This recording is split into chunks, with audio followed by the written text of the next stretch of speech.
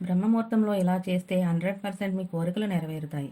బ్రహ్మముహూర్తం అంటే రాత్రి చివరి జాము తరువాత సూర్యోదయానికి ముందు ఉండే సమయాన్ని బ్రహ్మముహూర్తం అని అంటారు. ఈ సమయం ఎక్కువజామున 3 గంటల నుంచి 5:30 మధ్య ఉంటుంది. ఈ సమయంలో నిద్ర లేవడం వల్ల అందం, తెలివితేటలు, ఆరోగ్యంతో పాటు లక్ష్మీదేవి అనుగ్రహం పొంది సంపన్నలవుతారని తాత్పర్యం. అంతేకాకుండా శరీరం తామర పువ్వులా అందంగా మారుతుంది. బ్రహ్మముహూర్తం అంటే దేవతలు భూలోకానికి దిగి వచ్చే సమయం. ఆ సమయంలో దేవాలయాల తలుపులు తెరుచుకుని ఉంటాయి. బ్రహ్మముహూర్తంలో దేవతలకు నమస్కరిస్తారు. సూర్యోదయానికి ముందే నిద్ర లేచి స్నానం చేసి దేవతలను పూజించాలని చెబుతారు. దీనివల్ల పాపాలు తొలగిపోతాయని ప్రతీతి.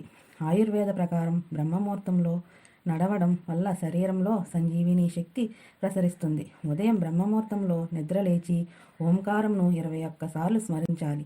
దాని తరువాత 21 నిమిషాలు ధ్యానం చేయాలి. శ్వాస మీద ధ్యాస పెట్టాలి.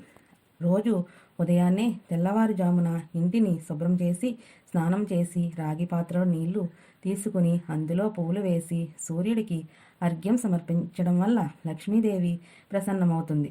ఇలా చేయడం వల్ల మీకు వ్యాధులు చుట్టుముట్టవు, చాలా సమస్యలు దూరమవుతాయి, లక్ష్మీదేవి కటాక్షం లభిస్తుంది అంటారు. తులసి మొక్కలో లక్ష్మీదేవి ఉంటుంది అని నమ్మకం. కాబట్టి తులసి మొక్కకు ఎల్లప్పుడూ నీటిని పోస్తూ ఓం నమో భగవతే వాసుదేవాయ అనే విష్ణు మంత్రాన్ని జపించండి. ఇలా చేస్తే నిత్యం మీ ఇంట్లో ఆనందం, ఐశ్వర్యం ఉంటుంది. ఉదయాన్నే ఇంటి ప్రధాన గుమ్మం దగ్గర నెయ్యి దీపం వెలిగించితే సకల దేవతలు సంతోషిస్తారు అని నమ్మకం. అలాగే రోజు ఇలా దీపం వెలిగించడం వల్ల ఇంటిలోని వాస్తు దోషాలు తొలగిపోతాయంట.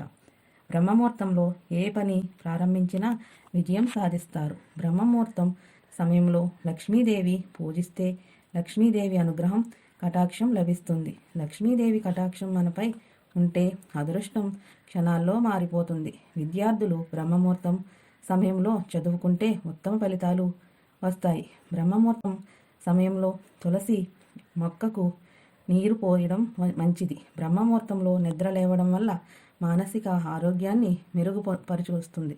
బ్రహ్మముహూర్తంలో నిద్ర లేవడం వల్ల జ్ఞాపక శక్తి బాగా పెంచుకుంటారు. ఈ సమయంలో శివుడిని ఆరాధిస్తే జీవితంలో ఎన్నో అద్భుతాలు జరుగుతాయి అని చెబుతున్నారు. ఈ సమయంలో శివుడిని పూజించడం ద్వారా బ్రహ్మదేవుడు అనేక వరాలను పొందాడని కూడా చెబుతున్నారు. అందుకే ఈ సమయాన్ని బ్రహ్మముహూర్తమని పిలిచేవారు పురాణాలు చెబుతున్నాయి. మా వీడియో చూసినందుకు ధన్యవాదములు. దయచేసి మా ఛానల్ లైక్ చేసి సబ్స్క్రైబ్ చేసుకొని మమ్మల్ని సపోర్ట్ చేయండి.